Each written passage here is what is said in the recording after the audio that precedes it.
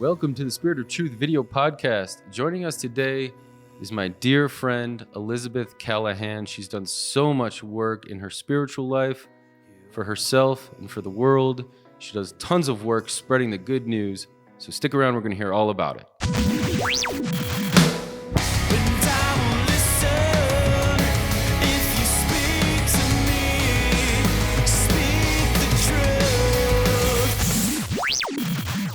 Welcome back. Joining us today is my wonderful friend, Elisabeth Callahan. Welcome, Elisabeth. Thank you for joining us. Oh, really, my divine joy to be here. Excellent. Well, I know that we are blessed with this opportunity that I know you work with Urantia University and that you guys came through here through Boulder and we're meeting. And I was blessed with the opportunity to meet with you guys, and that's why we're so lucky that you're here. And I'm really excited about this opportunity because I know we're really good friends, but you're someone special to me. You really helped me get a start in all of this with the Urantia Book Network. You believed in me right away, and I appreciate it. I wouldn't be doing this if it wasn't for you, so just thank you from the bottom of my heart. You're welcome with all my heart. And John, too. Thank you, both of you guys. Thank you so much. So I won't put it to make things too sappy or anything like that, but it's a blessing and a privilege to have you here. And I just want to thank you for all the service that you've done over the years. And I know my introduction for you probably didn't do you service, but you've done a lot of good work. And I just want to appreciate that on a public level. And I would just kind of like to know how you're doing. How are you feeling today? I was filled with anticipation, a little nervousness coming up here. And then I thought about my friend Derek and all the conversations that we've had over the years and how I can just rest in your beautiful, dynamic mind. And we always have great exploratory conversations, don't we? I agree. I mean, they roam all over the universe, it seems, right? Yeah. And honestly, I feel like, well, it could go on for hours until something forces us to stop. So I remembered that and said, oh, this is just going to be a dialogue with my friend Derek, my brother. I'm glad you said that because, well, two reasons. I mean, I know when I talk to you on the phone, we might just have like one article of business to cover, but we end up talking for like 3 hours, And then it reminds me of what Chuck Thurston said last time he was on the show, how he was like, well, I feel like we're just continuing the conversation from last time. And then I thought of the idea of like, well, I think we'll be continuing this conversation for eternity. Yes. Yeah, Isn't that exciting to think about, Derek? I know. I look forward to it. That we're all going to keep doing this together, maybe in a group, as we ascend. Have you thought about that, what that looks like, the next life of service as a group? Yeah, I think it just keeps expanding. Okay. I like the idea of developmental stages and that what the patterns that we're following here in our earth life are probably going to be very similar to what we encounter in the mansion worlds, the next stage of our evolutionary journey. Can you explain to maybe the people at home who don't read the Urantia book what the mansion worlds are? Yeah. It's based on the certain truth that each of us has a soul which will survive our physical death. So what happens to the soul? This is the big question. And I just take a little sidebar here. A couple of years ago, I did a video scribe on the soul, and I did an investigation of the word soul as it shows up in the various cultures of the world, ancient and current. And all languages, all cultural ethnic groups have a word for soul. They may not define it exactly the same. Like I noticed among the Hebrews, the soul is really embedded in the body. It's much more physical than what we think of it. Okay. But I think the kind of Judeo-Christian notion of the soul is that it's an invisible substance. Maybe the Christians, Catholics have the notion that we're born with the soul. But in the Urantia revelation, the Urantia tradition, it's revealed that we actually grow a soul. Important to know that this is an act, this is a substance, an entity that grows from our decisions. It's the interaction of the divine spirit that indwells us and our evolutionary material mind. So throughout our lifetime, we're growing the soul. And no matter how small it is or large it is, at death, it will leave the body and it will move on to the next stage of our eternal existence in the tender loving care of our seraphim. Okay, so what's that next stage of existence? This is called the mortal ascension journey or mortal ascension career in the Urantia Book. And they tell us that there are 7 worlds that we will go through, training worlds. We'll start out on this first mansion world. We'll be resurrected into a new body that is semi-physical, semi-spiritual. It's a brand new substance called Urantia. It's actually energy matter vibrating at a higher frequency than our material body that manifests here on Earth. Okay. So we start off, I think, actually much more material than spirit on the first mansion world. Okay, so we get a new body, we get a much higher grade upgrade to our mind. Our personality returns to us, our thought adjuster indwells us, and we continue the journey of attuning ourselves to the will of our Father and the leading of our indwelling thought adjuster until we become, I would say, much more godlike and at the point where we can actually fuse with this divine fragment of God. And this event of our soul, okay, our soul entity, our Urantia body, fusing with this indwelling spirit of God happens somewhere in this series of training world experiences, number 1 to 7. The mansion worlds. Usually the mansion worlds, right? So these are training worlds where basically, I think, they're just making us fit for cosmic society. Okay? Yeah. They're turning us from still a rather barbarian animal-like, well, we're not an animal anymore when we get our new Urantia body, but we're still there's all these bearing the vestiges of it, right? Yeah. That's the term used in the Urantia Book. And we have to work to rid ourselves of those vestiges, okay? And just become more godlike. Right. Learn how to associate with others in a loving way. Learn more about the universe. Acquire the language of our system and of our local universe. We're in the company of angels who are our teachers. They're our guides. They're our friends. They're our mind planners. They help us to plan our eternal career. Yeah. So slowly as we ascend through these training worlds, we're becoming less and less material, a little bit more spiritual. Okay, so we're getting upgrades in our Urantia body until we reach the 7th world. And by then, we've really acquired much more a mind that's cosmically attuned. We've learned how to live together, work in teams in harmony, and we have a sense of really what a cosmic citizen is. What is our duty to each other?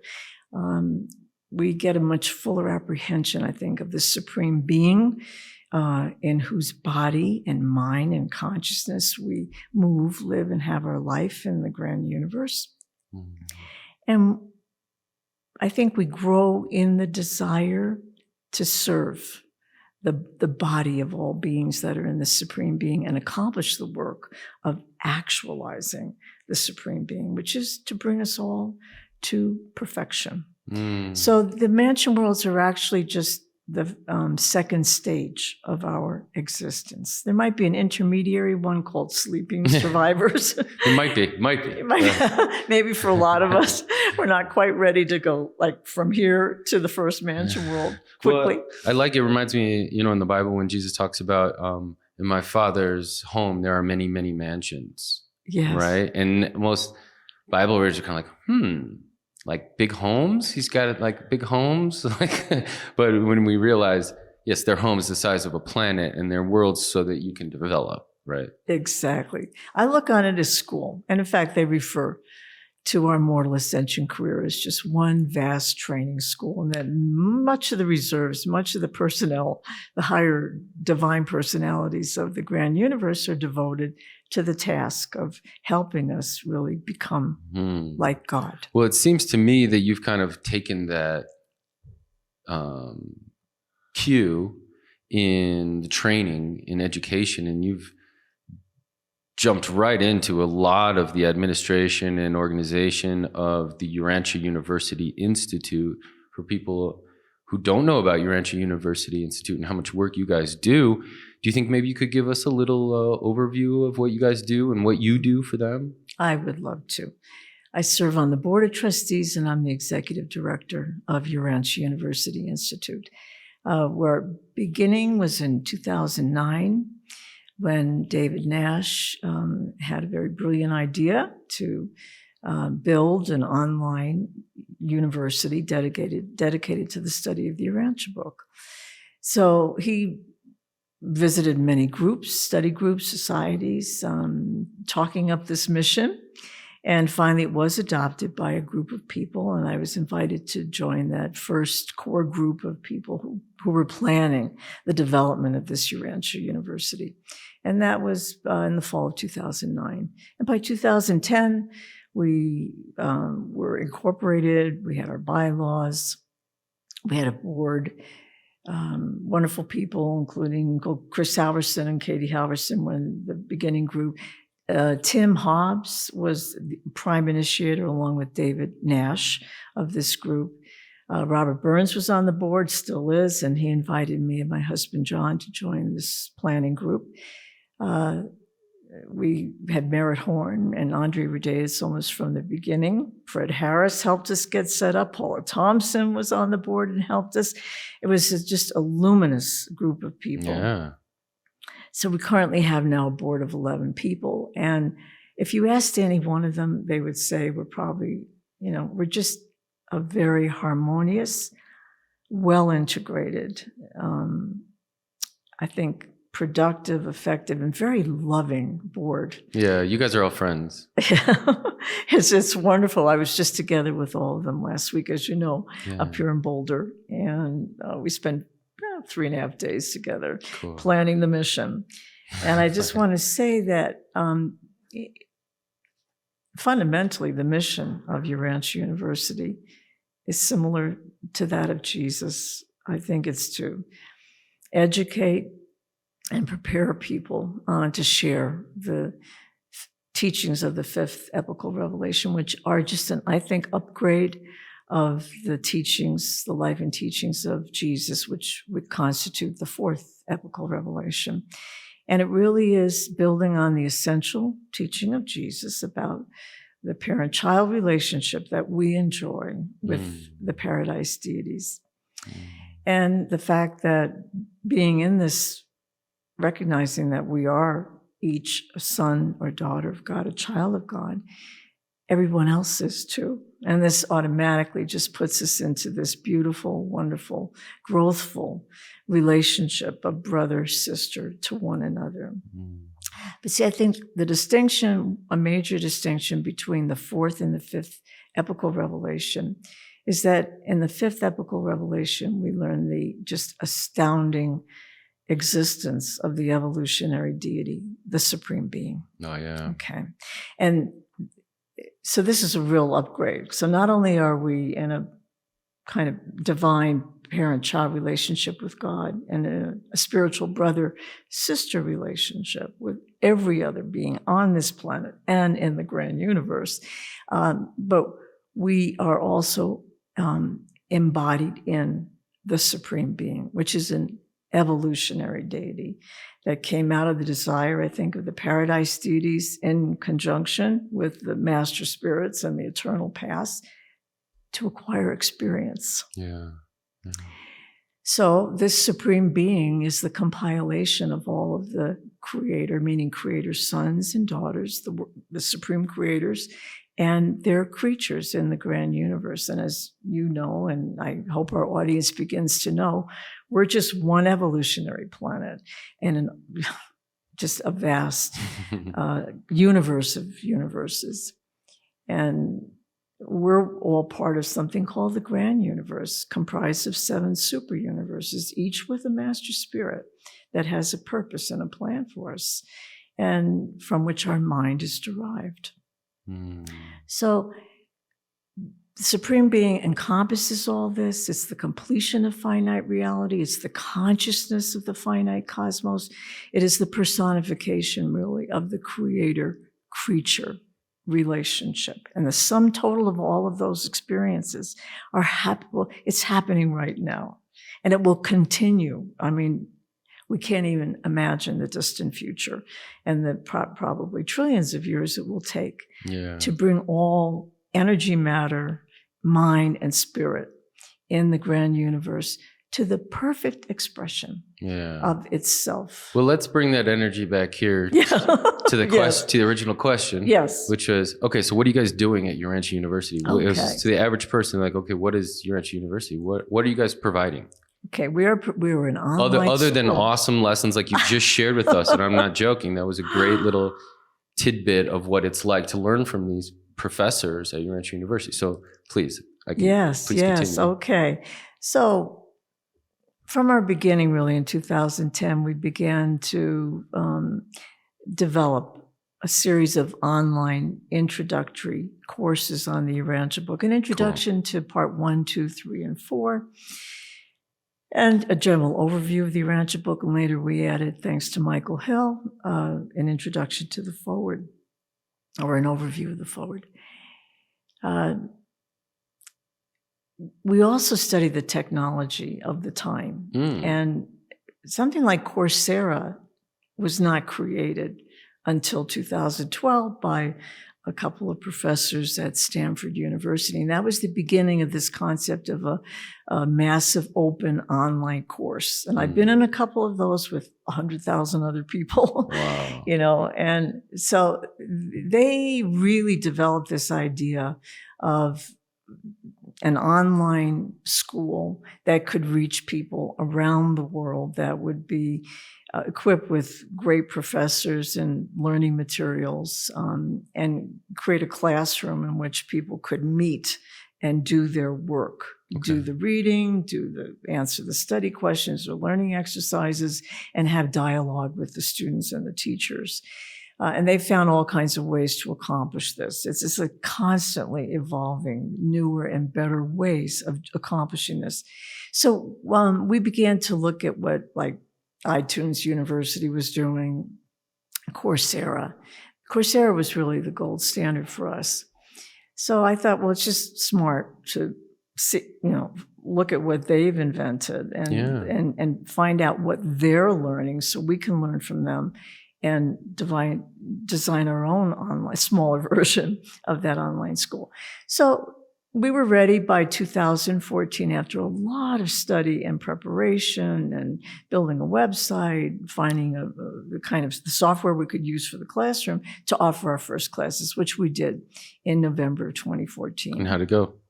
I think it was pretty successful.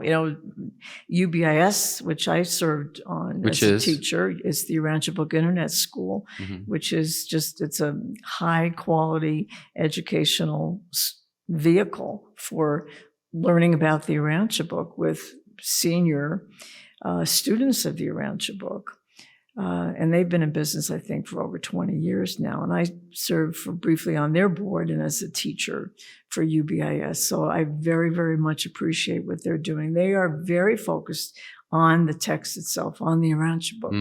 But I'd say that one distinction might be between Urantia University and UBIS, which is a very good and a quality and a beautiful, good distinction, is that we're very interested in where the revelation meets evolutionary knowledge, the domains of human knowledge. Yeah, I've noticed you have a tendency to pull things that are current in society, and then how do they connect with what the Urantia Book is talking about? Make those connections, make those bridges in anthropology, archaeology, history. I know you're very interested in archaeology, and I would love to hear more about what you're discovering. So it's things like you're up to, those kind of investigations in the human record. Yeah. And in the past and right now, and project the future, and see where the Urantia Book can inform us of, the nature of these events, the origin, purpose, and destiny of these events. See, I think that headset of the knowledge of the revelation, what it tells us about our origin, our purpose, why we're here, what our life is for,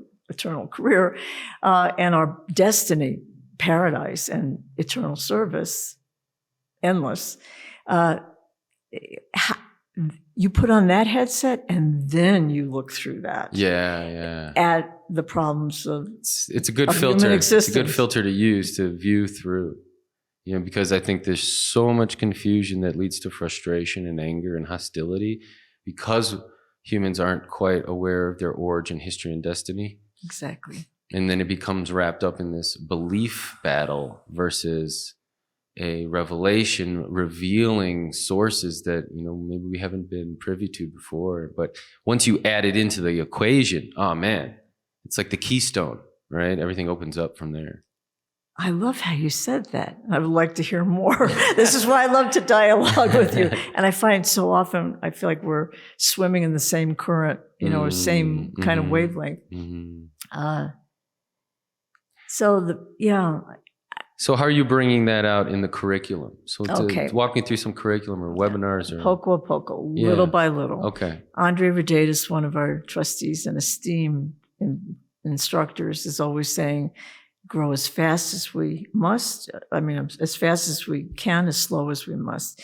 So, meaning that we're following a path of organic evolution. We're using the resources that we have, and we're constantly acquiring new resources to develop more courses and improve our technology. Another way I think that we innovated at Urantia University is from the beginning we had a model that we would not only have the Urantia Book as our primary text, and we would design study questions, learning exercises that relate to the text, but we would also have live weekly webinars. Right. And this is a chance for students to be in a video conference, online. You can see each other. It's the next best thing to being in person like we are.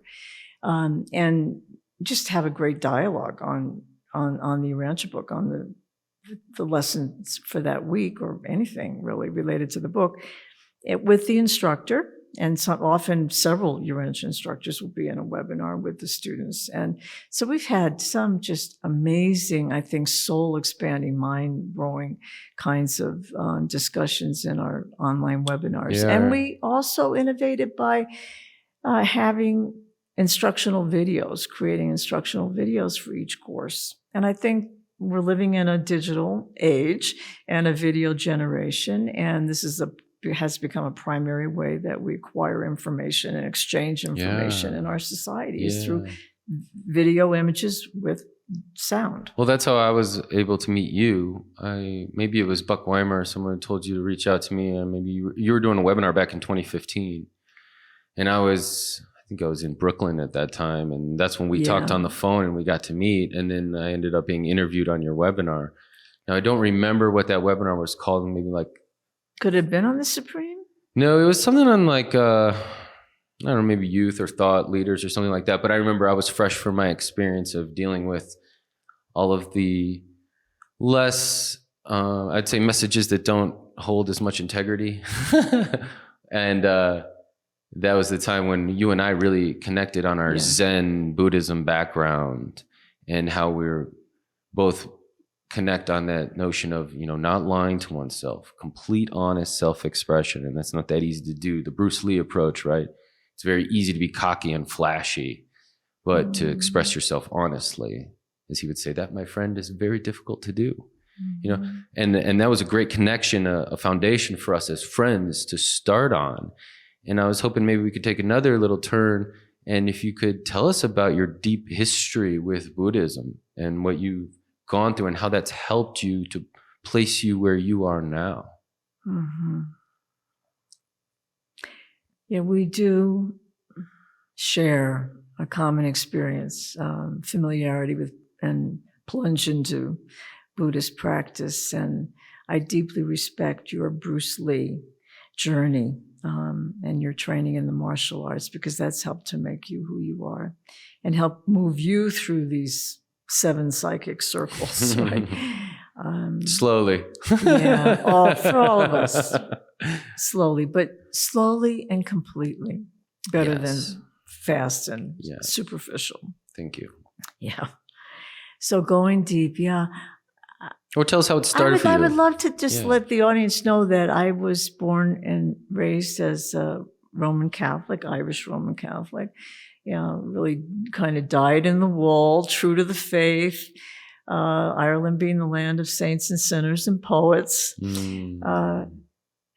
So as a child, I deeply believed in God. I grew up in a family where we every night got down on our knees, 6 kids, 2 parents, and said the family rosary together. Wow. Prayed to our angels to guard and guide us. So I just grew up, I think, I appreciate it now. There's a lot of criticism one can lodge at the Catholic Church, the hierarchy, the people, but never the authentic teaching of Jesus. Yeah.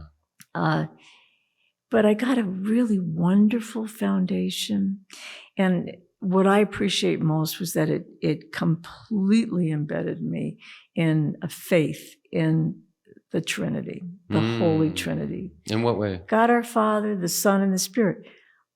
That just was put into my That's mind, what you were my bringing spiritual in. mind. Yeah, that was the essence of the teaching, I think, of Roman. Well, actually, you know what? In my Baltimore Catechism, as a little kid, I learned, why did God make me? Okay. God made me to know Him, to love Him, and to serve Him in this world and the next. And I would say now, it's funny how it comes full circle, huh? Congruent with the Urantia Book. I know. Only I learned so much more from the Urantia Book about what that all means, what it entails, what it involves. And it's not just this world and the next; it's for eternity into infinity. So that's a big enhancement. But anyway, that's fundamentally. I still say that prayer. Oh wow! I also still say the vows I learned as a Buddhist. That. We vow to save all sentient beings, and that's the job of cosmic citizens, to help awaken and all personal beings in the universe and enter into this loving, enlightened, helpful partnership and brotherhood with them. So these vows resonate an eternal truth. Well, anyway, back to growing up as a Catholic, I went through the normal developmental stages, and by college I was questioning. Before that, by the way, I want to point out that in high school I applied to be a Maryknoll missionary nun. So there was a real... there's a real religious intention that was somehow embedded in my being. Thank you, thought adjuster. Yeah. And I had a cousin, Mary Margaret Donovan, who was a Maryknoll missionary nun in Kenya. Mary Margaret Donovan. Oh, that's cute. And I really admired her. I looked up to her. I loved every once in a while, every several years, she came home, and it was great to see her. Anyway, it was the 1960s, and that was a time of foment, and many orders of nuns were losing their members because it was time of revolution, right? And we had Pope John with the Aggiornamento and opening the doors and windows of the Catholic Church, and having a mass in the vernacular, and so big changes were afoot in the 60s. Yeah. And so by the time that I was ready to graduate from high school, they had changed the rules, and I was told I needed to have 2 years of college or 2 years of working before I could be admitted to the Maryknoll order. And of course, I went off to college at a Jesuit university, actually, and the more I learned, the more I rebelled. When I learned more about the history of the church and like Old Testament stuff. Yeah, well, not only that, but just for the hierarchy, the dogma, treatment of women in the church. I learned, in the early years, in the lifetime of Jesus, women were brought into his order of disciples, and they were ministers and healers. They were episcopos. They were held positions in some of the first church. Greatest evangelists were women. Yeah.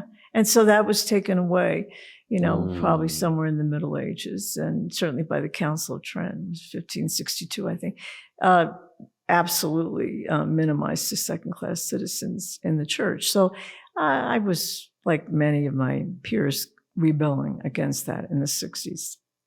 So I left the church. I didn't leave God. I left the church. Right. And I think in many ways, a lot of us in the 60s were an early model of the NONES, the nuns that you see today among the millennials and perhaps Generation Z, which follows it. They have removed themselves from the institutional church for many reasons, but I like to think a lot of it has to do with intolerance, a lack of this freedom to explore, discover on one's own, and they're hungry for a true spiritual life, not just adherence to a system of beliefs or creed. Okay, so that's all why I left. My 20s were a time of searching and really ended in a period of existential despair because I reached that point. It's another developmental stage of seeing kind of the emptiness of the pursuit of material delights. Mm-hmm. Material things don't give us any kind of lasting enjoyment. They're here for a moment. It's fleeting. Yes, I was seeing the impermanence of life and really wanting to know, who am I? What is the purpose of life? And I became kind of physically ill at that time and psychologically ill. And it became very important for me to search for meaning. And this was when I was 25, 26. A friend brought me to see a Christian healer, a woman. And basically she said to me, you turned away from God. You're ill because you turned away from God. And you must turn back to God. Read the Psalms. Read one Psalm every night. I said, okay, because I really wanted a cure from my illness. Okay. And I did that every night for months. And as an adjunct, I also went to spiritual bookshops and was reading more, attended different spiritual groups. So I was really searching. And months later, it was late in November, I remember close to Thanksgiving, one night all by myself in my apartment in Los Angeles, I fell into a deep state of atonement. Atonement. Wow. I was realizing, having a full mind, body, soul experience of turning away. It was not just an idea. It was deeply felt experience. Of what turning away feels like? Ignorance. Yeah, sure. I know nothing. For all of us. Yeah. Yeah. I know nothing. Yeah. And I was so full of sorrow because I believed in God. And I knew I had not given myself to God or the attention to God that God deserves, craves, good, better word. Yeah. And I suddenly fell into this state where I felt like I was plugged into like 50,000 watts. I was electrified. I almost felt like I was being electrocuted. And the energy was so great pouring into my body. And my mind, body, everything was light. It was brilliant, dazzling light. And ever since then, this is my picture of paradise. Wow. And we will go into that light of paradise and we will encounter the infinite spirit, the eternal Son, and the universal Father. And that light, the quality of that light is love. So this was like a massive incursion. Huge download. You could say download to use the common vernacular. That swept through. But I want to stress, and I know you appreciate this as a martial artist, because it's the integration of energy, body energy, physical energy, and mental energy, soul, that combines to have a true, authentic experience. And that's what this was. And I realized in that moment I was given visions of the universe, and it was mathematical. A lot of it was mathematical. It was it was many-sided surfaces, almost like crystals, like as a basic, more complex than the geodesic. And just only a few months ago, I saw a rendering, an artist rendering of the cosmic, of quantum foam. And that rendering was very similar to what I saw wow. like 40 something years Cool. ago in my mind.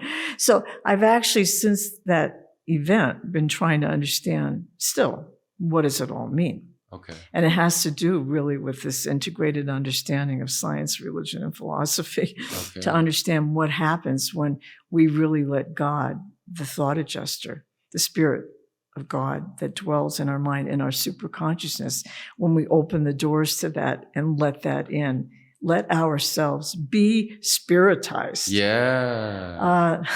It's life-saving and life-changing, you know. Yeah, because what it did is it cracked my whole ego identity. I'm glad you said that. I'm no longer Elisabeth Hartnett. That was my maiden name. Okay. I'm not the me that I was. Yeah. It's like before enlightenment, mountains are mountains. After enlightenment, mountains are mountains. Yeah. But there's been this huge qualitative shift in the experience and the qualitative understanding. I'm glad of what you said that qualitative, because it's a quality discernment that has changed in your perspective and outlook, because it's almost like the particle of God is now looking out through your eyes and seeing the world as the art that it truly is. And that's what I see in your eyes. Oh, thank you. I do. Thank and you. They do sparkle with the light and the spiritual intelligence of God. Well, we've both invited the Spirit of Truth to be with us and let it just shine through us and through every brother and sister on this planet. You know, I thank God for the opportunity to serve with you and to do work with you. And but don't we want everyone to have this experience? Yeah. An authentic self-realization of who we really are, our true nature. Yeah. God lives in us. And that thought adjuster is described as our spiritual nucleus. It's the core of our being. And what this spirit fragment of God is trying to do is just radiate out, you know, through the circuits of our mind, the currents of our mind, to spiritize our thinking. And as our thinking changes, so do the words that we utter. So does our body transform.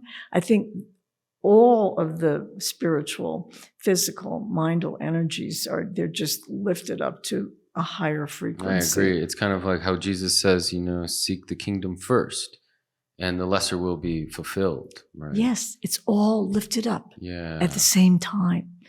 And it's little by little. We know there can be these moments like I had, thank you, God, where I came to realize my true nature, my true identity as being indwelt by God, a daughter of God, and a confirmation of that came in subsequent years. But realizing this, on the heels of it, one realizes, God lives in every other person, the same as me. We share the same DNA, spiritual DNA. It's identical. I mean, thought adjusters may have different experiences, but they all come from the original God. Yeah, pure source. Okay, and it's a pure source, and it's all the same. And every human being on this planet has it. So how dare we be unjust, unkind, unloving, ungiving to those around us. That's okay. So once you realize that, your whole life changes. The mind turned inside out. And actually within a few days, I was searching for a place where I could continue this communion with God. Okay. And I called it God. You were okay calling it God? Yeah, oh, absolutely. Okay. And I want to stress that that's my experience. Every person is capable of such an experience, and they will speak of it and interpret it and integrate it in their own unique way, according to their cultural, social, spiritual personality. And I want to stress that at that time, I was not even going to a church. Yes, I had a religious background, a foundation for the experience to occur on, but it told me that this is a universal experience that can happen to anyone. You can be a non-believer, but if you're searching for truth, this can happen to you. It's a sincere. That's probably the most important quality. It has to be a genuine yearning Yeah. to know, right? Amen. Do you feel that? Oh yeah. When I invite Have this, you, all tell the me time. about your Yeah. experience. Which one? Of that. I don't think we got enough time, man. Mm-hmm. But, a specific one, really searching for I guess God. deep heartache, confusion and stuff like that, where you come to a point where you don't want to feel that burden anymore, whatever it is, guilt, anger, frustration, whatever it is. And to a point where you open up so sincerely that you're willing to address and admit all of your insecurities and fears that are evolving or with this problem. As superficial as it might feel like, as embarrassed as you might feel like, you're literally being so sincere and vulnerable with spirit that there's nothing but an empty space for spirit to come in and recharge you, like you experienced that one moment. And for me, usually that feeling is coming in and it's deep, unconditional love, where it's like, there's no judgment. It's leading with mercy, leading with kindness, leading with tolerance and all that. And to a point where then I'm so calmed down and soothed because I see the bigger picture of the mercy message of what's needed out there. Yes. And so there's a lot more, I'd say, forgiveness and patience for myself, and then more forgiveness and patience for others. And then myself needs kind of move out of the way, and I'm able to see a little bit clearer of how I'm called to serve. Mm-hmm. Yes. When we drop all that other stuff, that's what Jesus was a master of. Never busy with himself, emptied of himself, and then opened him to the person in front of him and to the world around him, so that he could clearly and very completely, intuitively act, skillfully in the moment. Even when he almost rampaged against the moneylenders in the temple, there, if you read that description of that moment before he acted, he did pause. And I can only imagine the things that went on in his mind, okay? Wow, yeah. But he made a very calculated, very wise decision to act in the way that he did. Yeah. And that actually, is something that I learned to develop in the years of Zen training. Tell us about Because to go back to the journey, what happened after this enlightenment event, when I realized God lives in me, sees through me, speaks through me, hears the world through me. God is really experiencing. I am. I am, through you, me, every person.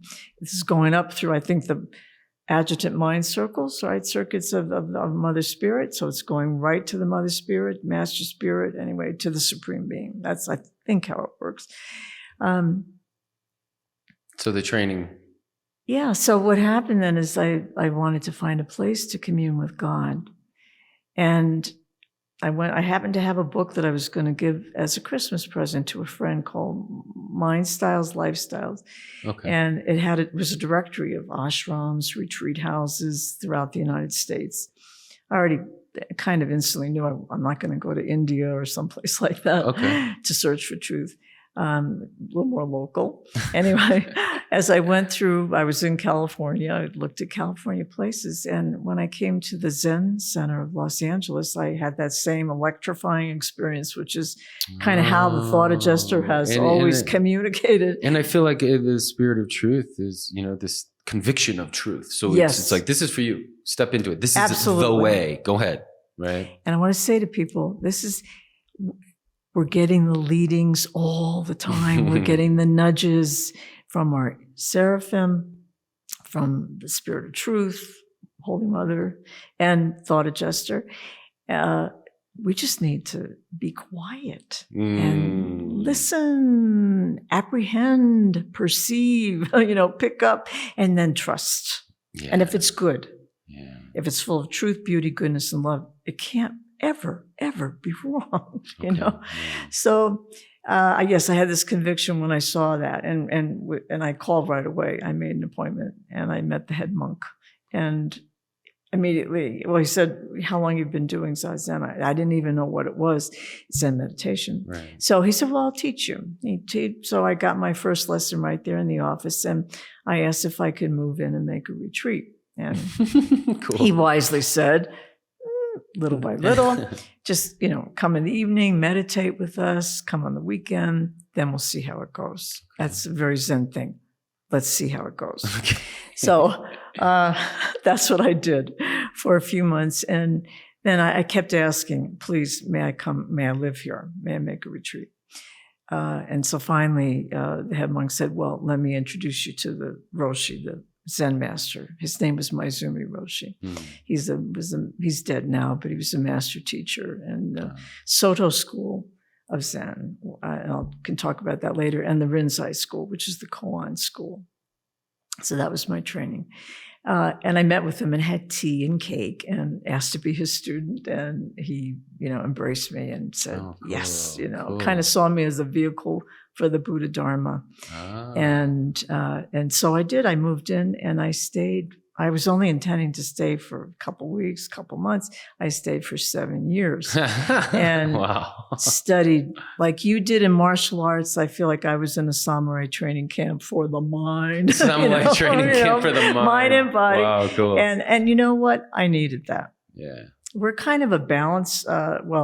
Most people maybe are a little out of balance thinking and feeling function. Sure. And in Zen Buddhist terms, this would be the prajna function, thought, understanding, comprehension of reality, total cosmic reality, and the feeling function, loving, kindness, compassion. So what Zen training is trying to do is not different from what the Urantia Book is directing us toward, which is the development of a beautiful character, a strong spiritual character along the lines of the perfected, beautiful, balanced personality of Jesus.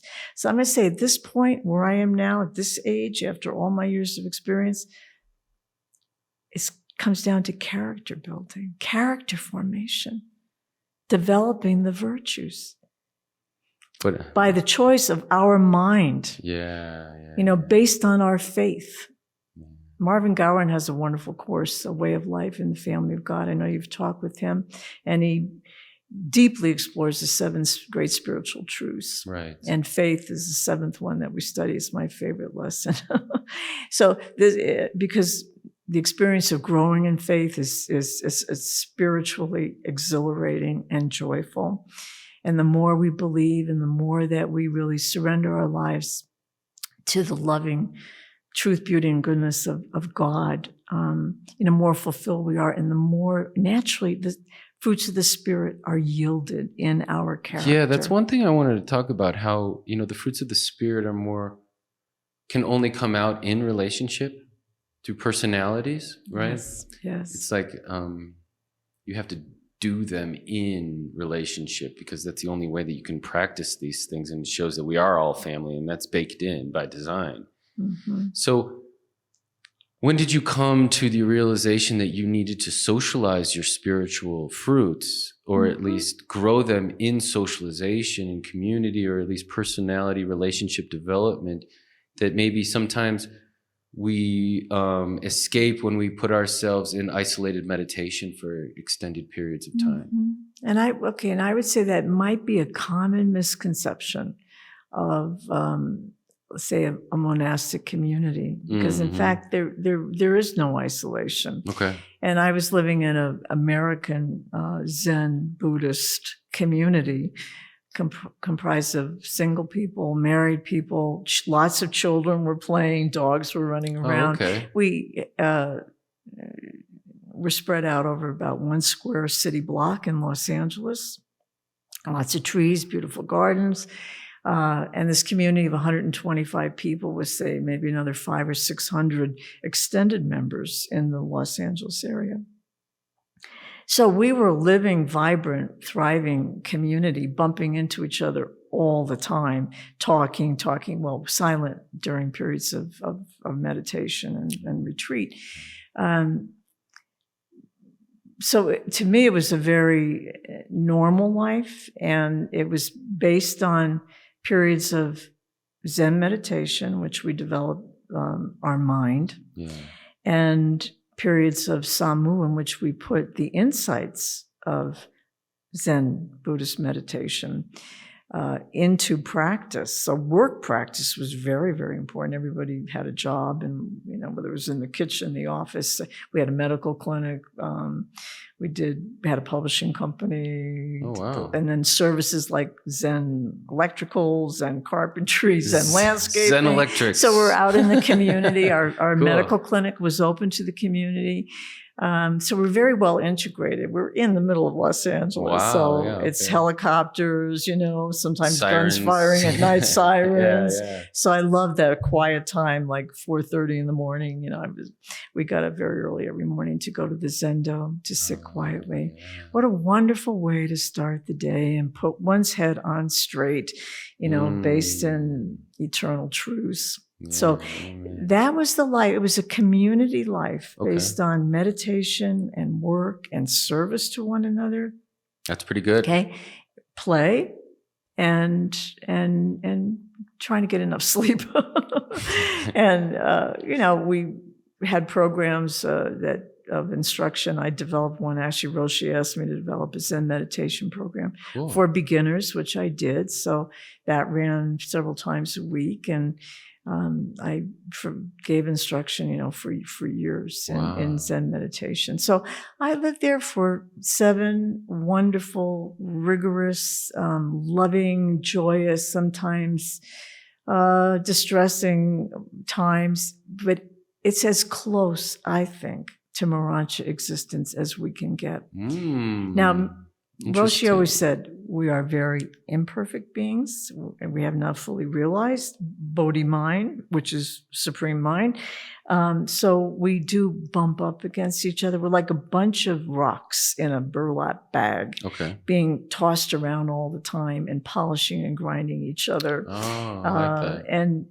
And just what you said, we're developing our character through our interactions with each other. The hardest thing is getting along. I mean, when you think about what the Urantia Book discusses in terms of our training as we ascend through the mantra worlds, which are in the local system, then we move up to the constellation, the Nolasha deck, and the worlds of the Adensha training worlds. It's so much of it is about socialization. How do we get along with these different mind styles, mind types? Like with the Univitation on Adensha, we have to live with 100 different mind types, and some of them are probably going to be very annoying, just like we feel anger here at each other. I mean, that's going to go on. So it's not an easy thing. I doubt they can be as annoying as some of the things we deal with down here, but you never know.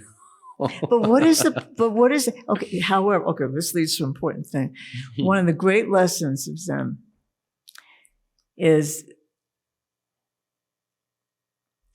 being able to empty oneself into the state of not knowing and having this profound experience of not knowing, of looking out at others, upon the world and the universe, and realizing we know practically nothing. God, who can say what God really is? We can have a feeling about what God is, and we can speak words about what God is. But really, God, I think the presence of God is really a felt experience. Well, we have to, I think, start from this place of not knowing. It's in Matthew Fox, the great Dominican teacher, big on creation and spirituality. I studied with him a little bit years ago. He taught that there's a process. It starts with via negativa. In other words, that's the road or path of emptying oneself of our belief system. It's inherent. It's inherently limiting. Absolutely. People live in this bubble of their belief system and maybe never question what's outside of it. The mind is closed. I'm very happy with my existence. I don't want anything to change. And I would say if you're on a journey, you got to let go. You can rest. You can rest in a place. integrate what you've learned, but at some point you have to move on because you're on a journey and you're not going to grow. You're not going to learn more if you don't leave the safety of this place that you're in. Plus, right there's now. so much to learn, so much to do. Yeah, it's eternal. But hey, it's not so much about getting to the mountain peak. It's really qualitatively enjoying the experiences that we're having every day. Like right now, this is everything. Yeah, I'm enjoying this moment. Yeah. Plus, not only because it's the culmination of a lot of hard work and service and generosity. So it's not like it would be if I just retired everything once I got the studio set up, right? That's just the beginning, getting the studio set up. Mm-hmm. And now, who knows I know what the potential is, but there's just so much more work to do once you get to that one little plateau that you realize you look up now. You're like, wow, this thing's not over. But you also look down and you see how far you've come. Yeah. You got to do that. That's why it's so important to reminisce. They tell us the importance of that so we can laugh at the foibles of our previous existence, everything that's led up to this moment. Just joke about it, think about it, integrate it more and more. Yeah. And that's what I did. I mean, even now at this age, I'm in my 70s, I'm still integrating a lot of the lessons of the Zen training years. Really? And what I find is I keep spiraling around and around and around, getting a deeper understanding of the lessons I learned about truth, reality, hierarchy, abuse of power. How do you really get along in a spiritual community? Things that went wrong, things that went right. What works, what doesn't, what serves God, what doesn't serve God, what helps us to grow, what doesn't, what hinders. That's very important to me. Yeah. Before I speak, think, act, is this going to contribute to the progress of the whole? By that I mean the supreme being in which we live, in which we're a part. Amen. This is the relationship of the part and the whole. I think about this a lot. That's good. Yeah. And so is my speech, and this is very Buddhist, by the way, as part of the Eightfold Path of the Buddhas, right speech, right conduct, right livelihood, all the rest, is what I'm about to say going to help the whole, help you and anyone who might listen to this, help myself even, is my action that I'm about to take. Is that going, I have to see how that ripples out the best I can. It's a moral consideration. Yeah. This is part of our absolute essential part of our growth. Is growing in our ability to make moral choices and spiritual decisions. It seems like it's an exhibition of, your creative side, which is that which makes you spiritual, is that you are not pulled and a victim of the electrochemical mechanism anymore, right? Yes. You can create space and you can see things as divinity might see things. Yes. In fact, go ahead. I would love to you just joggled your memory about something, a quote? And you struck a note. All right.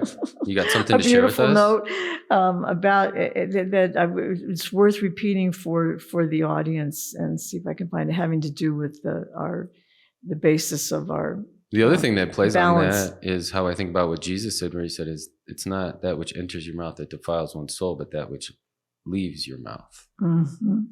And so you look at then also when Jesus maybe through his moments of temporary sympathy or whatever, he would spark a miracle, right? Like the wedding at Cana, he brought the wine, or healings, right? The great healing at the sundown sermon, right? And so he had to be mindful of his mind to not,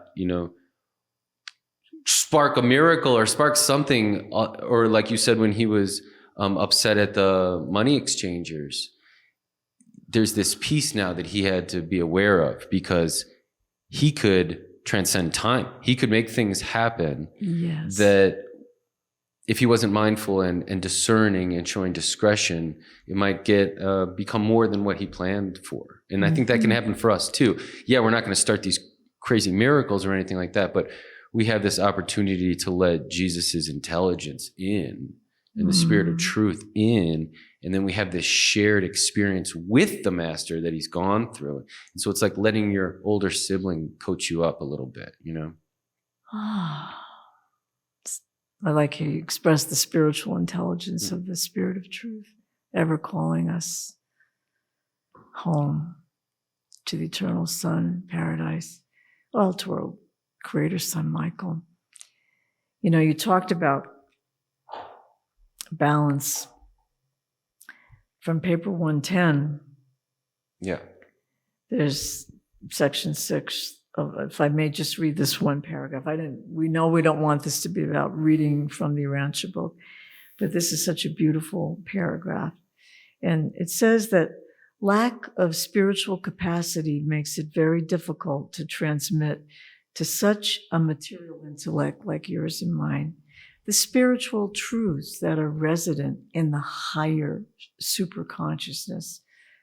It is to the mind of perfect poise, housed in a body of clean habits, stabilized neural energies, and balanced chemical function, when the physical, mental, and spiritual powers are in triune harmony of development, that a maximum of light and truth can be imparted with a minimum of temporal danger or risk to the real welfare of such a being. By such a balanced growth does man ascend the circles of planetary progression one by one from the seventh to the first. So this would be wonderful to talk about this, the importance of bringing mind, body, spirit, soul into harmony, okay, with the Paradise Trinity, with the Father, the Eternal Son, Mother, and Infinite Spirit, Mother. So this represents mind, body, spirit. This is, for me, the work of a human life, is to be aware that it is possible to achieve such balance within oneself by developing good spiritual habits. And maybe having this goal of developing a strong spiritual character. To me, all of this willingness to do this comes out of the realization that I'm a child of God and I want to grow up and be like my mom and dad. Yeah, definitely. Okay. And there's a way to do it. There's a path. Well, you know, we each have our unique path, but it's still all going in the same direction, and it has some of the same principles to guide us. And that is that we practice, as the Buddha would say, the middle way in our activities. Not too much of this, not too much of that. When they talk about Jesus, they talk about, it wasn't so much his perfected personality as it was the beautiful symmetry of his personality. That, you know, among the duality of all of the virtues and vices, the extremes of these different personality traits, you know, like, say truth or faith and doubt and self-centeredness and selflessness, selfishness and altruism. We have choices all the time between hope and despair, courage and wimpiness. Wimpiness. and making an effort and being slothful. Right. These are the virtues and vices, okay? And on either side of that spectrum is the extreme expression of that. Right. So we're after finding that middle ground like Jesus did. He wasn't too much of this or that. He achieved a balance. He was beautiful, robust, strong, but moderate, in all things. Polite. I think it's what the striking nature of Jesus's personality and character is, that it goes against it's counterintuitive to what the might makes right model usually unfolds. Yeah, say more about that. Well, the might makes right model, kind of like the David versus Goliath method of saying, you screwed me, so I'm gonna screw you harder type of thing. And then now I'm the king, instead of you screwed me because you're probably in pain. There. And I can set you free with the truth, and I can help heal with forgiveness and mercy. And that's such the example to the rule. Like, it's a very counterintuitive, unnatural thing for an animal to react that way. And that's why we're more than animal, right? Because we can choose to be like spirit. And so that's what I really love about that model, that he came and he changed the whole paradigm. It's not might makes right anymore. It's forgiveness and tolerance and mercy. So that takes some work, I'd say, creativity that comes from the source of love, in order for you to not be so clouded with animal instincts, so that you can be an artist in that moment in life. And art stems from truth and beauty and goodness as well. So it's a nice way to live artfully with someone. Mm-hmm. That's a really exciting concept. Yeah. And it made me go back to Matthew Fox. Remember earlier I spoke about the via negativa. The first stage is to really realize that I do not know. Right. I do not know. And with that, that opens the door to the light and love of God and to enlightenment, to greater realization, and then an affirmation, a via affirmativa, positiva, in which then I begin to identify myself with God. Yeah, that's that whole I am. It's like, yes. For me, it's like I am becomes we are. Yes. You know what I mean? Like, yes. When I go in and I hear I am, it's like, I, Derek, am because God is, right? And then it's God is choosing to be within me as well. So we're a team. So when I say like, yes, no, we don't really want to go there today. I'm not schizophrenic, right? I'm saying, my group, my team, this is my band. Yes. Yes. And we jam together all the time. I love it. Yeah. I love it. It is. And, we all have an inner dialogue going on all the time. There's that voice in our head. And for most people, 60% of that voice is spewing out negative thoughts. Sure. So I think what Spirit of Truth is trying to do, and the Thought Adjuster, our superconsciousness, is trying to spiritize the message. Spiritize the thinking, from those negative thoughts and from I to we, and identifying with God. That's the work that's going on. And if we just realize that and value that and say, I want that, we'll bring ourselves into attunement. To me, it's so much like, take a soundboard and you're moving dials up and down, trying to bring about a harmony. Say if you have many musical inputs, sure. You're trying to create a beautiful melody. And I think what I'm trying to do, and anyone who's on a path of enlightenment, I'm just trying to tune in to the universal broadcasts of love that are coming through this indwelling spirit of God that resides in the superconsciousness of my mind. So it's tuning into that and getting a clear signal, letting those waves of those broadcasts come into our mind and into our being. Yeah. And you said, it's like the band. Yeah. And it is. It's so talk to God. Okay. Instead of having a negative conversation with myself and judging the world and making everything, looking at the world and it sucks and it's hopeless. No, start talking to God in you. Yeah. I look at it like I'm the lead singer. Mm-hmm. So God's playing bass and Jesus is playing lead guitar or whatever, but I'm the one singing. Yes. Right. So I got all these notes in my head. Yes. Always, yes. But they won't be real if they just fall in my head, right? Mm-hmm. So I have to share them in a way that this is our combined melody. Yes. Right? I'm trying to, tune myself with you, Spirit of Truth, with you, Thought Adjuster, right. with you, Mother Spirit, and even really cooperate. Well, I feel like Mother Spirit sets that beat. Yes. Right? Because we can't help but we're on her, in her, this is the tone, this is the beat that we're set to. So we have to beat match to her beat. It's kind of like the DJing thing. And so you can beat match to that, and then you start to see that you can start to sing, you can sing and dance in these spiritual tones. I was going to say, got to tune into the Mother Spirit, the Oh, Holy yeah. Spirit, because Yeah. think about it. Well, Matthew Fox said this to me a long time ago. If you want to create a world that's doomed to extinction, then create a world where there is only God the Father and the Mother. The creative life force is missing. Well, that's our whole society. It's been that way.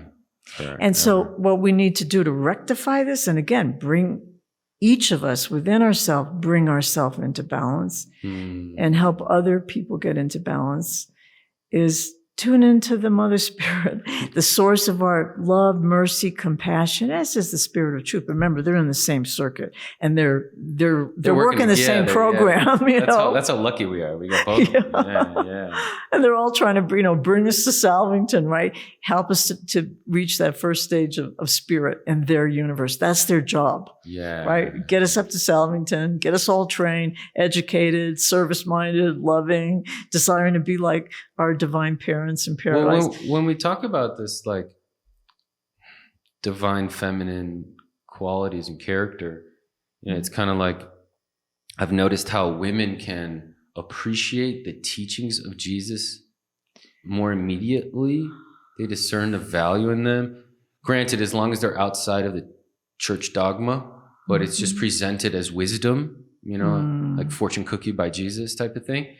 And then I've found that women, like, boom, it just registers in their heart. They're like, finally, I've heard things that I have always thought and felt, but society says that I'm crazy for thinking that, or that I'm weak for thinking that. And they're like, thank God someone feels this and has said this before. And I can imagine that's how the women felt back when Jesus was walking the earth, to empower them, and they're like, thank you. We've been waiting for this opportunity to share our gifts because everybody wants to contribute. And so finally we've been recognized. It makes me feel like I take it upon myself to like appreciate the women in my life and let them know that they're appreciated, just like us men, we want to be like respected or whatever. But I know that women need to be appreciated because they do so much. And I feel like just like the Mother Spirit does so much, and we take it for granted because it's just part of who we are and part of our life and everything. We spit on her and put concrete all over her and tar and dirt and everything.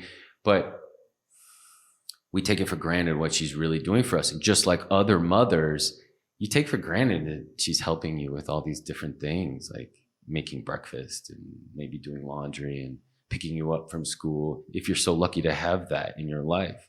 But that love is, I'd say, that character trait that comes through to me through that Mother Spirit personality.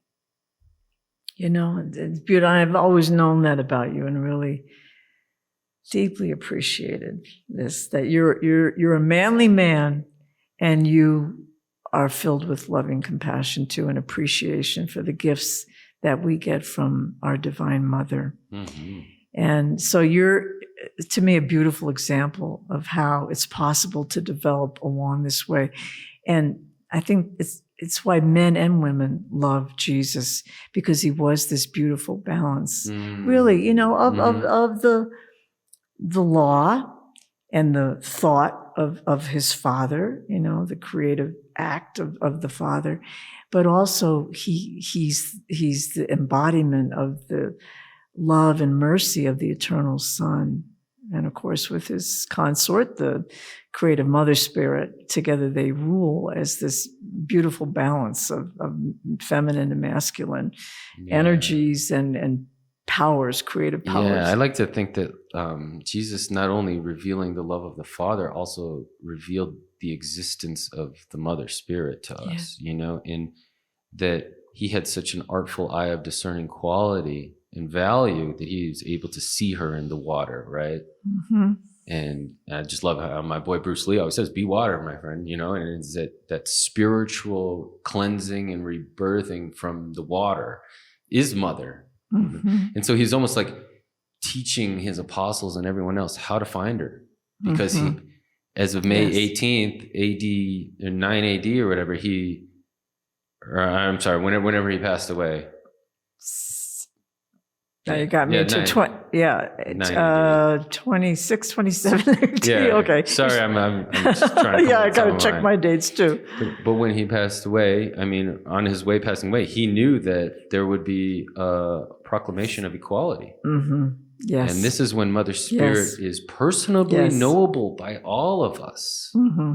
It was almost like the big coming out party for her, or something like that, right?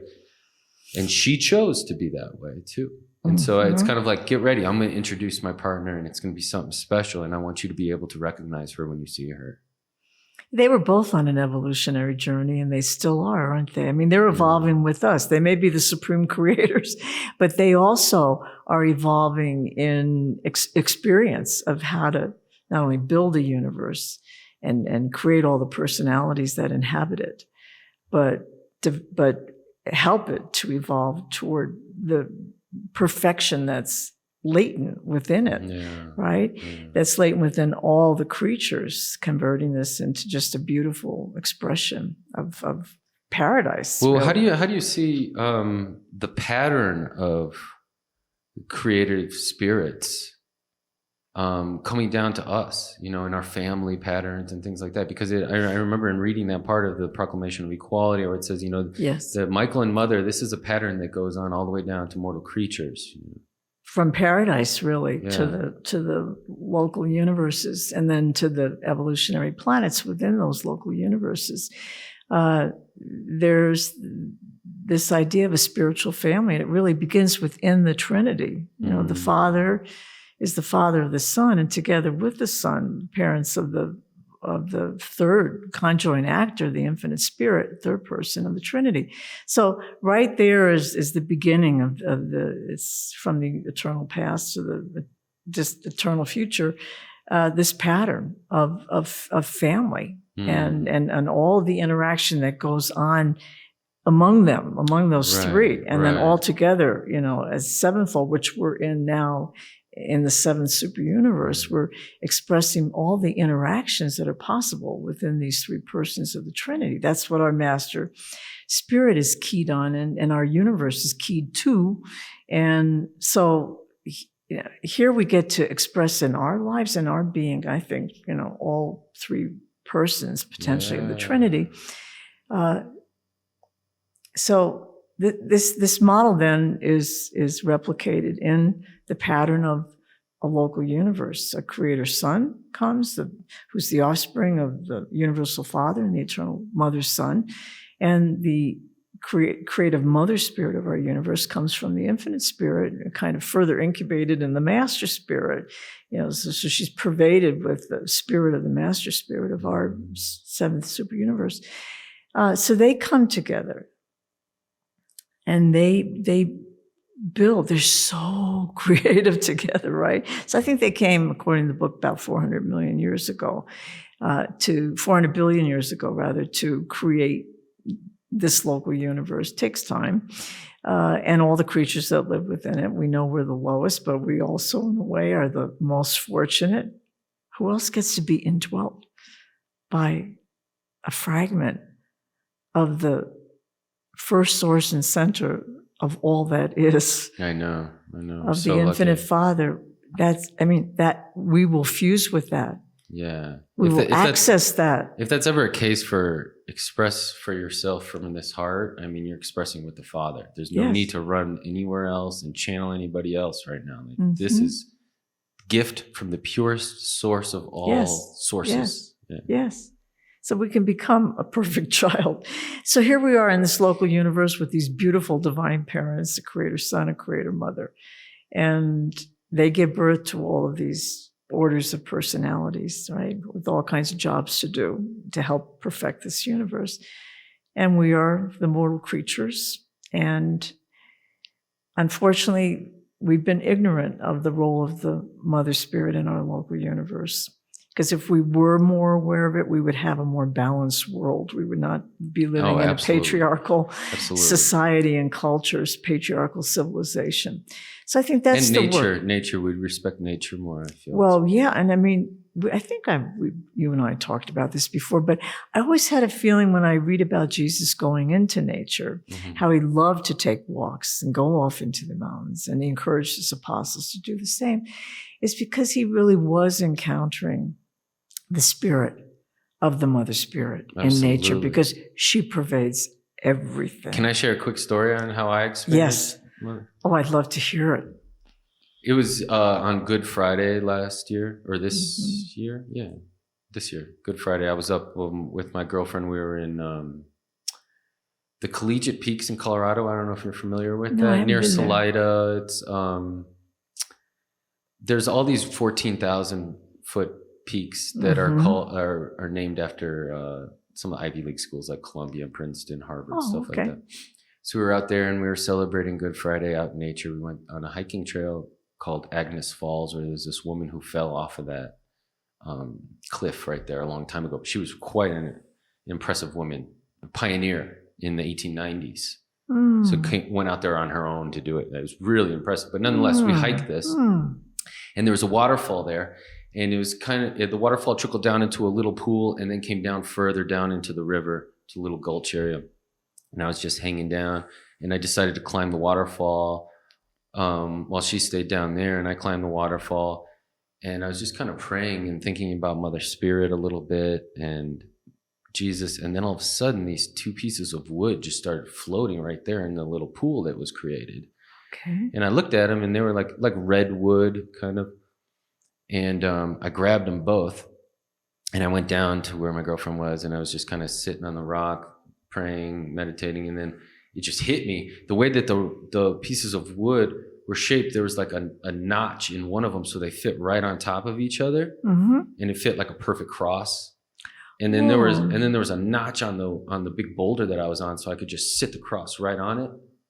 And it was just this perfect, like, I don't know, this is my little token homage to Michael, to Christ on his day of death, you know? Wow. And I just started sitting down there and meditating, and I just started praying, or I started crying, because I was like flooded with the notion of that Mother brought that for me to appreciate, and then to creatively create,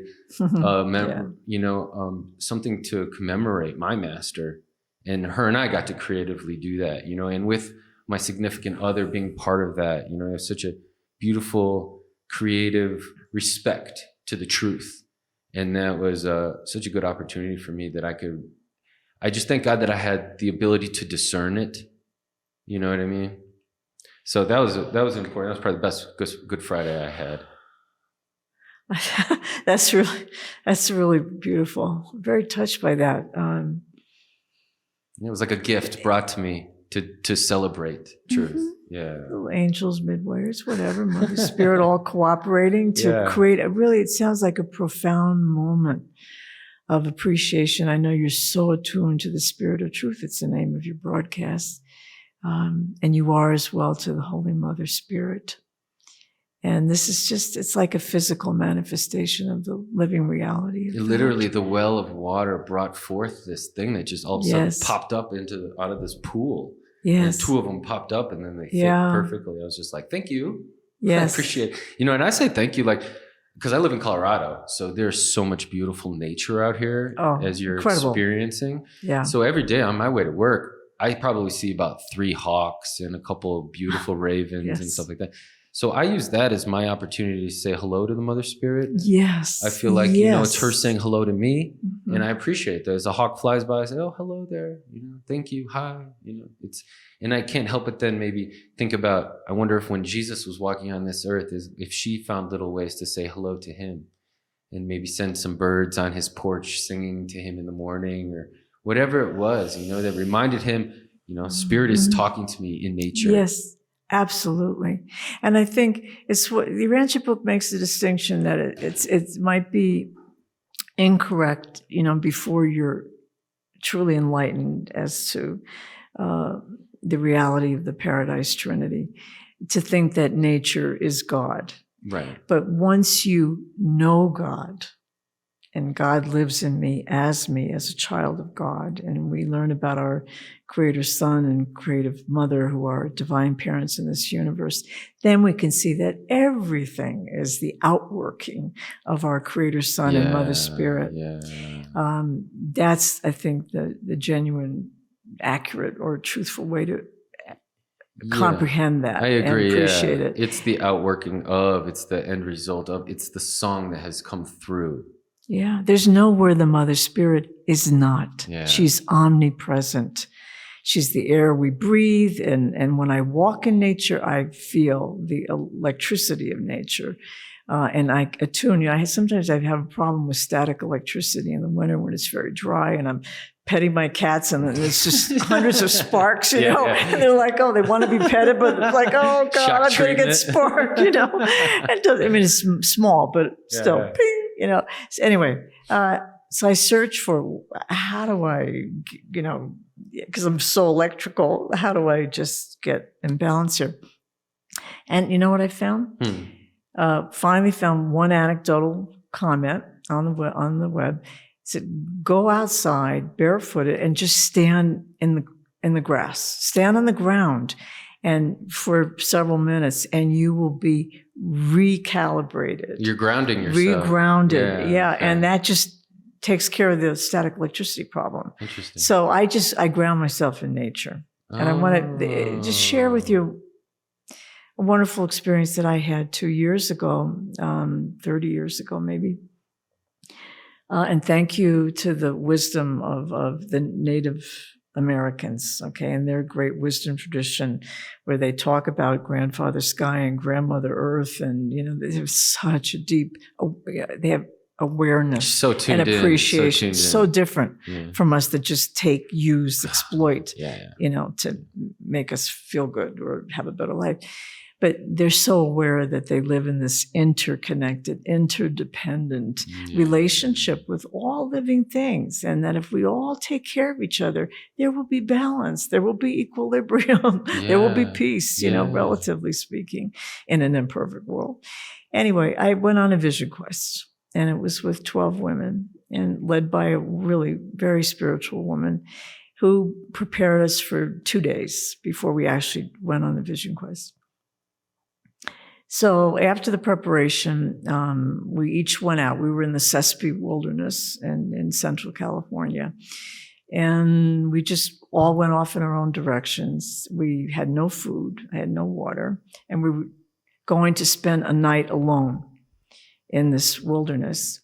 And they call it like a night on Fear Mountain. Oh, wow. Just to experience that and overcome any fear that we have. Good. And I really wasn't that fearful because since I was a child, I looked up at the sky. I appreciated God. I said, it's a benign universe. Okay, it's good. It's all good.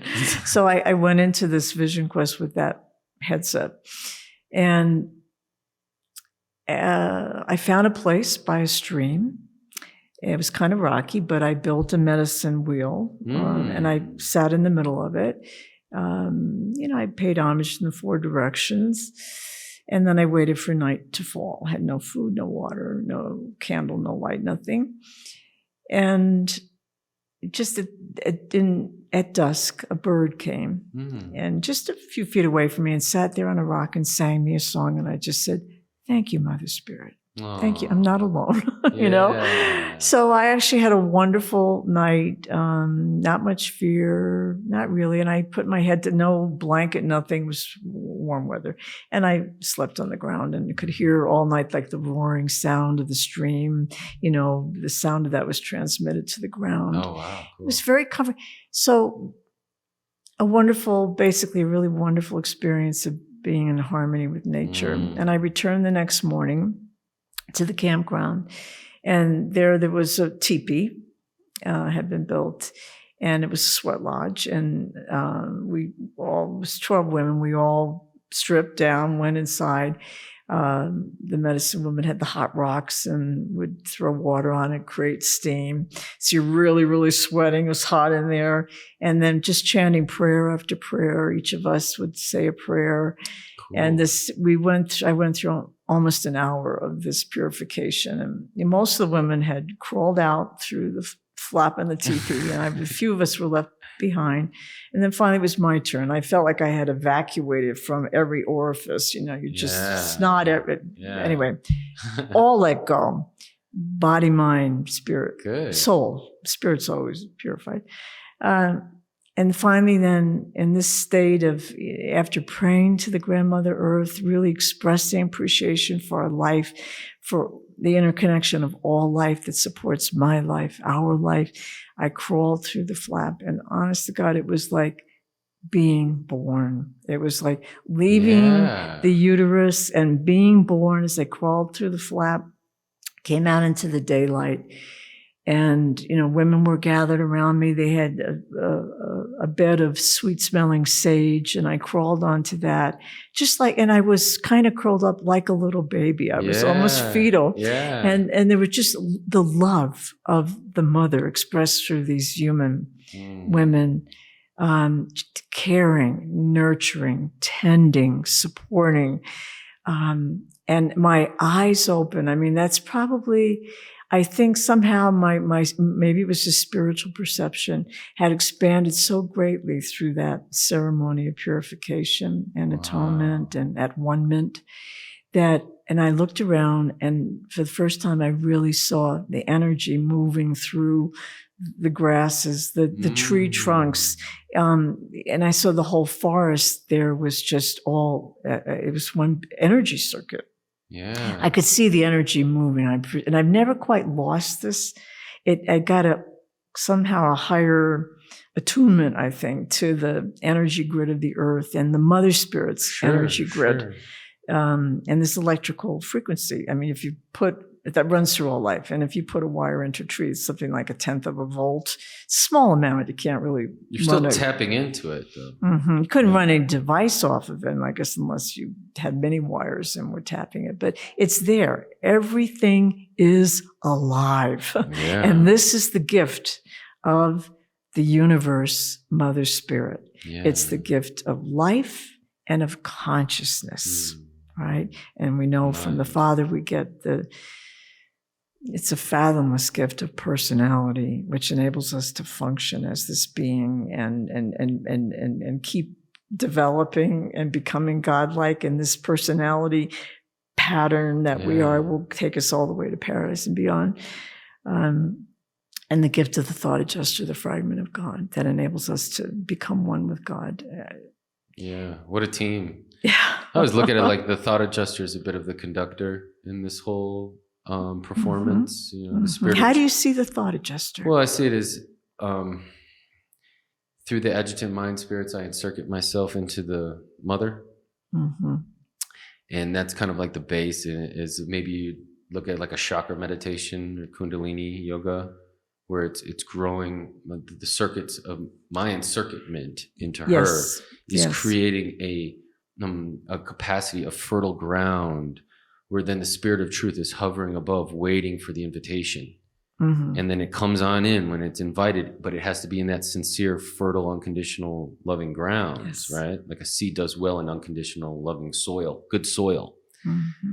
And so it's then orchestrated and conducted by the indwelling presence of the spirit of truth. Of the thought adjuster within me, Mm-hmm. And it's my choice, my personality to free will choose for this to happen. Mm-hmm. But it's conducted in a super mental level where I'm not really aware of how the intricacies of the conduction is going on. So I have my faith that I put in the thought adjuster that it's conducting it for me. That's right. Exactly. Beautiful description of how worship is conducted. And then the spirit, going back to Matthew Fox, after the via positiva, where we're really affirming our identity with God, with the source of creation, that opens up the path of the via creativa, right? That is the life of the mind, creativity that we get from our mother spirit, from the cosmic mind. Yeah. Okay. And so that enables us to be infinitely creative and solve any problems that we have on earth, not to worry. If we call on these spiritual resources and our creative mother spirit and our thought adjuster, spirit of truth, call on all of these spiritual agencies, we will find a way through along any path in any dark hour. And I would say wait on it too, like show patience, because good medicine, it takes a little time for it to work, right? Sometimes it takes a whole season for flowers to bloom and then to yield fruit. It doesn't work on your short attention span. As a human wants immediate gratification and results. We have to understand the time of spirit work. I was looking at because I'm in this phase where I'm making cider now.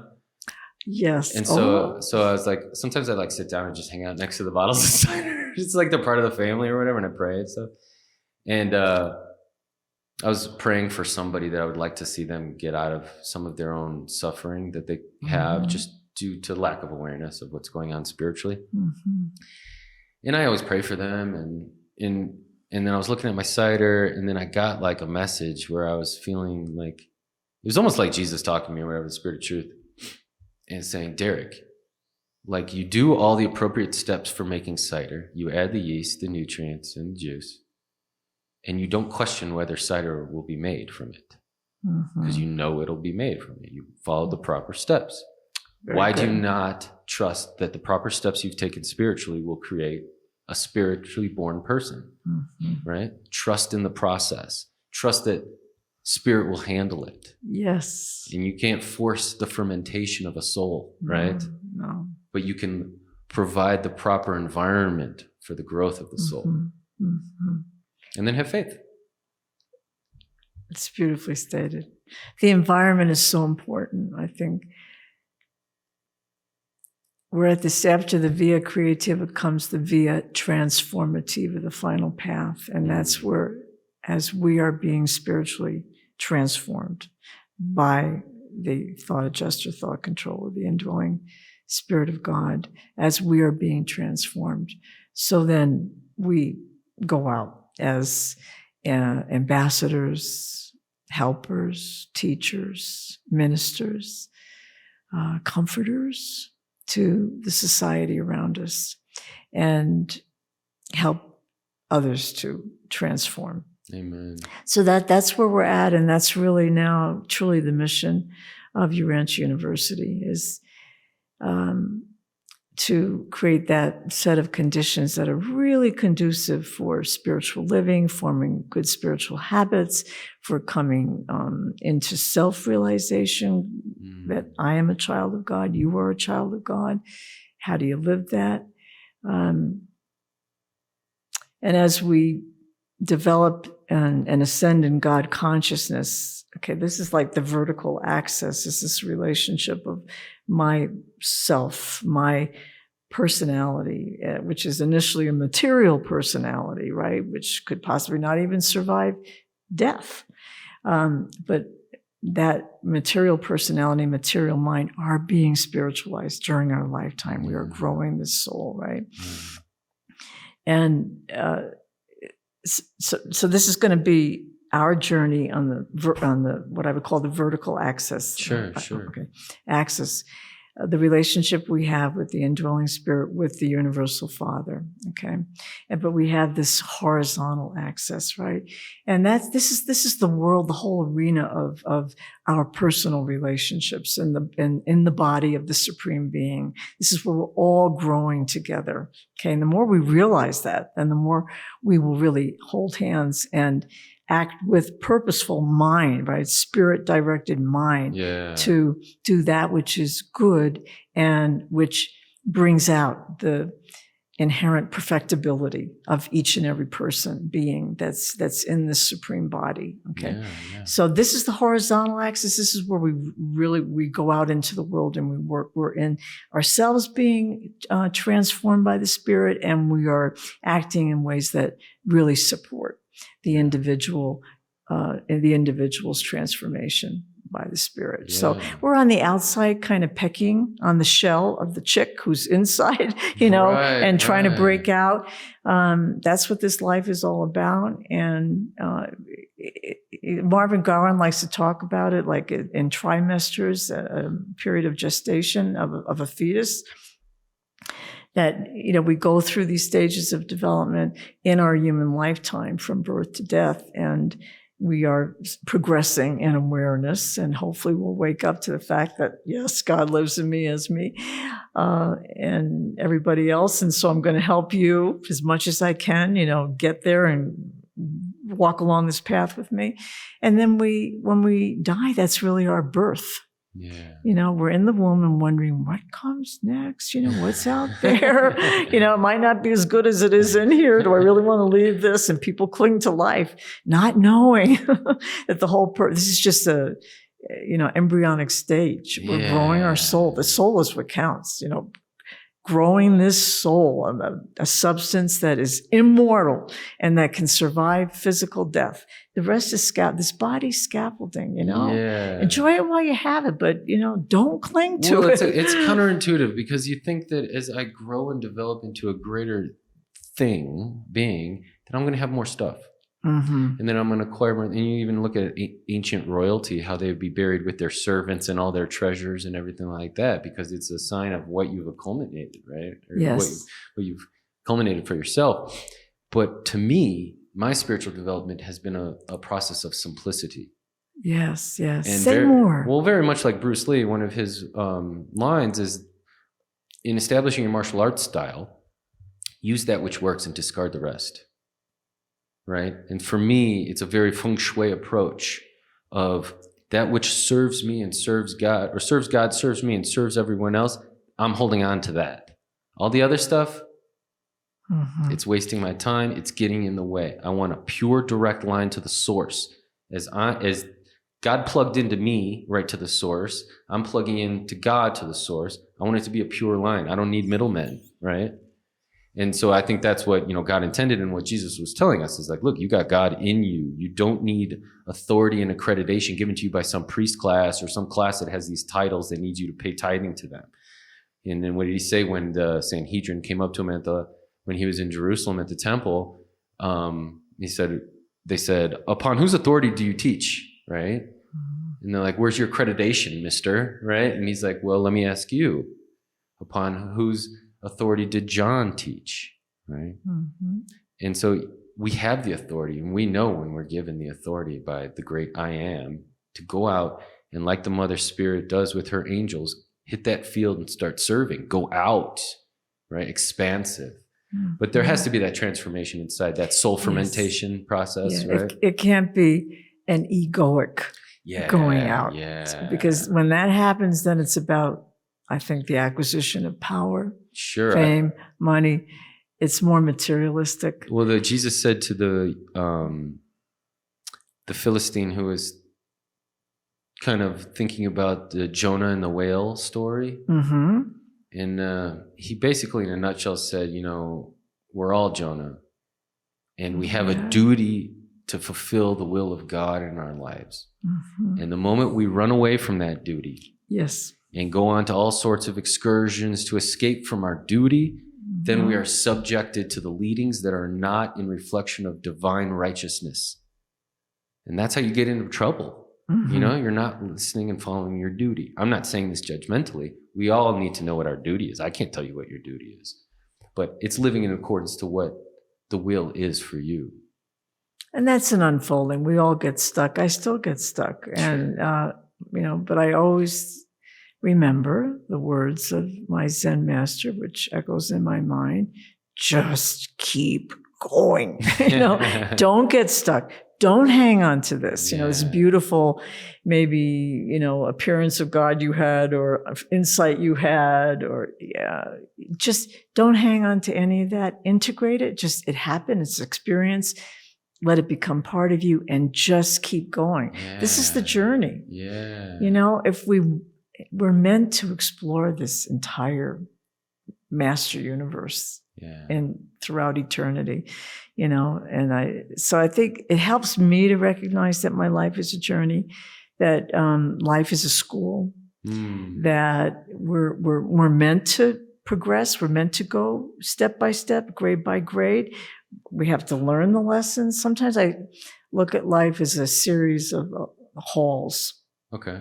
I enter into a hall, and then there's some kind of predicament at work or in the family or a personal relationship or illness, some kind of grievous loss, death. a lot of times it's work-related things too, but it's all the complexities of human life, and we have problems to solve, right? We have difficulties in our relationships, and we have problems at work. We have problems in the world. Okay, so we're in that hall, and there's a series of lessons, and our angels help set those up. Because guess what? We have to grow. We're a little baby, and part of how you grow up, how you develop, is you experience life, and you don't run away from it. You learn. Well, maybe you run away when you're younger, but you learn that. Hey, wait a minute. Best thing is just face it. Don't avoid it. Yeah, go through it. Go through it. Yeah. The best way is go through it knowing you will come out the other side. Because I think a lot of people carry the baggage of suffering from incomplete experiences. That's true for me. I realized, in Buddhism, I learned that the Buddha is the one who leaves no trace. To leave no trace means that I'm completely experiencing my experience in this moment. Yeah. I'm not running away from it. I am undefended. I am vulnerable. I'm just living it.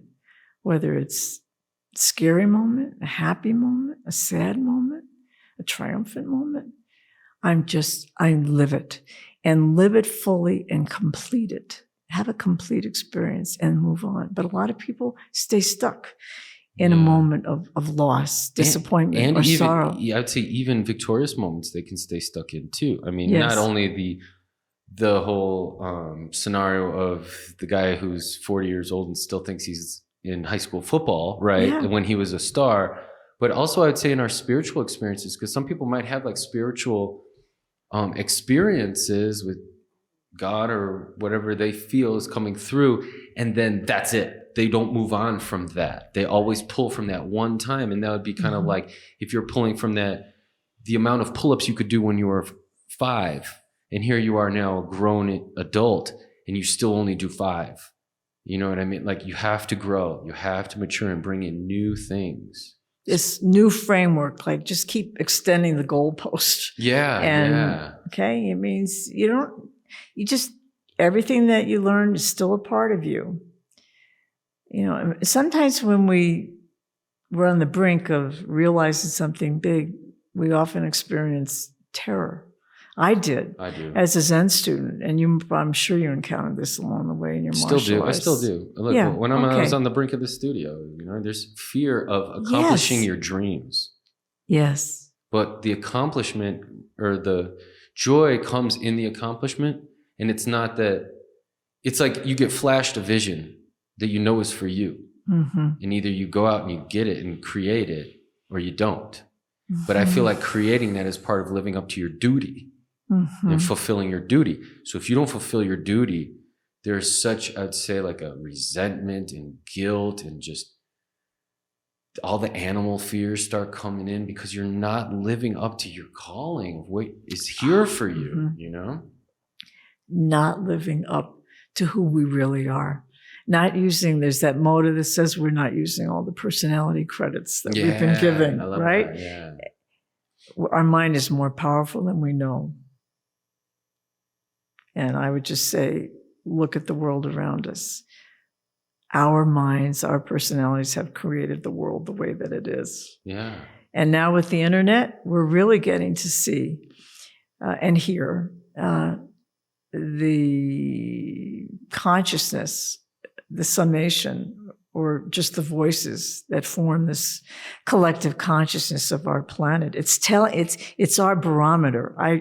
It's so interesting to me because I think about energy circuits and I think about the state of equilibrium and balance and so I look at the internet as the expression of exactly where we're at right now. Okay, and then you look at the world. This is the result of of human action, of human thinking, right? Sure. Nobody else made the world the way it is. God didn't. It might be the source of energy, matter, mind, and spirit in the universe, but we were given this planet. We evolved to become really the co-rulers, I would say, of this planet. At least the custodians, at least. Custodians, that's a good term. So if you want to see how are we doing, just go on the internet. Just turn on the internet. So that's all the noise. That's all the noise. Some of it's so beautiful. It's so good. It's so, it's a higher value. It's educating our minds. And some of it is so depraved, right? And everything in between. Right. It shows us the spectrum of who we are and how we can manifest at our very worst. This is like the Enneagram is very good, I think, at explaining the spectrum from 1 to 9, 1 being the lowest and the lowest expression of who we are as a person. And that might be despair and ranting and kind of anger and ennui and just personality disintegration almost. Sure. And the highest expression is really godlike, when we're really attuned to our adjuster and we're living a life based on attuned into truth, beauty, goodness, love, really beaming love. So the internet is showing us who we are. So someday, the Urantia Book talks about the stages of light in life. This is our destiny. This is in our hands. And though we can't really see it now, we can get foretastes of it when we live a life that is, a life of the mind that is attuned to the cosmic mind. Yeah. Well, what do you feel about going on, just building on that, is that, living a Urantia life here in this planet, right? Isn't that what we're supposed to do? It's Michael's job and the Mother Spirit's job. To get us there. Yeah, and to turn their universe into Havona. Havona's the model. Okay. That's, from the eternal past, there is Havona. The perfect citizens, very little, almost no government. Every world of the billion worlds has a ruler, but they all live in perfect divine peace and wisdom and love. And that's the model. Yeah. And so every creator's son and daughter goes out there, into the 7 super universes with that model. And they take certain patterns from that model place. It's the holy franchise effect. Well, in a way. Yeah. Except it's all owned by, by the big guy. By the big guys, of the 3 of them. And so... That's another pattern then. Yeah. So we're talking about the pattern. So that's the job of Michael and Mother Spirit to, over however long it takes, to administer, govern, lead, direct, support all the beings. What's so funny because to become perfect. It's like their whole goal is to get us to go to cosmic college. Right? Yes. Get us to move out of the house, move out of the universe or whatever, or the local Keep graduating, system. Kids. Take on more responsibility for the whole. Right. Okay? Yeah. Don't run away from it. Yeah. Thing is, when you embrace it, that's where your true joy is, right? It gets more and more exciting as I go on when I realize, what all the possibilities are. Well, you're doing great work in it, and I love that we get an opportunity to showcase the thrilling feeling of attempting to follow God's will. To do God's will is a thrill. Yes. It's surfing in my mind. I'm not very good at surfing in the ocean, but this is how I surf the currents of spirit, is that, you see a wave and it's time to take it, and you trust that you'll get on it. And when it takes you, it takes you all the way to the shores of something great, all the way in. It's heavenly. And we can have a taste of that right now. And even in this life, there are moments when we are so perfectly attuned to the will of God in the moment, in our thought, our speech, and our action, that we really are virtually fused with the adjuster. We can enjoy that sense of union with our adjuster. Of course, seconds later, moments later, we fall out of that. But I appreciate you acknowledging that, because to me, that's bringing heaven to earth. Yes. Yeah. That's the whole thing, is to turn this planet into Havona, into heaven. Amen. And each one of us to become a perfected being, however long it takes. So just we are where we are at. Okay. But to me, every moment, like this moment with you, that's a moment to go forward, to express God, to express the love of God, to put out positive vibrations into the world, right? So that someday we can turn the internet into light and love, There will no longer be sin, evil, error of thinking. We will all have been lifted. It's going to take a very long time. I might not be here. I'm sure I won't be here. But wherever we are, I hope that we get the broadcasts of, progress on earth. Amen. Well, amen to that. And I think that that's such a poetic way to sign off here. And it's a perfect place. I just want to thank you, Elisabeth, for everything that you do, everything that you've done, and good luck with everything that you will do. And I know that we'll be doing a lot together and serving together till the ends of time. And just safe travels, and thank you for everything. God bless you, Derek Samaras, forever. And I'm just so happy to walk arm in arm with you, to know you, the gift of knowing you more and more. Thank you. It really is to love you. And I thank you, and for the service, and for your vision, and your attunement to the spirit of truth, and the total exertion, mobilization of your mind, body, soul, spirit to accomplish that mission. I really bow to that. Thank you. Thank you. Elisabeth. Thank you. Yeah, from one truth seeker to another. Okay. I appreciate it. And thank you guys at home watching. Thank you for supporting. Thank you. For those who donate. Thank you. This is a big deal. This is a culmination of a lot of work, a lot of generosity from you and others. So we really appreciate you tuning in and sharing as much as possible. So stay tuned for other great personalities who are going to come in and share their truth with us. So stay tuned. Thank you again.